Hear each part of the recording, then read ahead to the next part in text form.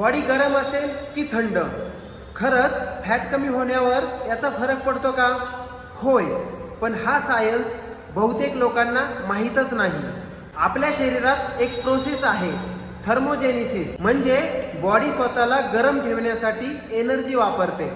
जितकी बॉडी गरम तितका मेटाबॉलिझम फास्ट, जास्त फॅट बर्न. एक्सरसाइज केल्यावर बॉडी गरम होते आणि सर्वाधिक फॅट जळतात. म्हणून घाम म्हणजे फॅट बर्न नाही, पण घाम म्हणजे बॉडी गरम आणि मेटाबॉलिझम ऍक्टिव्ह होतो. गरम क्लायमेटमध्ये बॉडी एनर्जी कमी वापरते, पण ऍक्टिव्ह मुवमेंट केल्यानंतर फॅट बर्न जास्त होतात. थंड वातावरणात बॉडी स्वतःला गरम ठेवण्यासाठी एक्स्ट्रा कॅलरी जाळते. म्हणूनच काही वेळा थंड पाणी पिणं, कोल्ड शॉवर घेणं किंवा एसी मध्ये एक्सरसाइज करणं मेटाबॉलिझम बूस्ट करतं.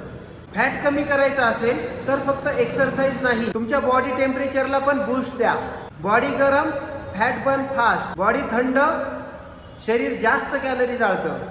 तुम्ही कोणत्या टीम मध्ये आहात? टीम थंड का टीम गरम? कमेंट मध्ये लिहा. पुढील अशा सायंटिफिक हेल्दी टिप्ससाठी मला फॉलो करायला विसरू नका.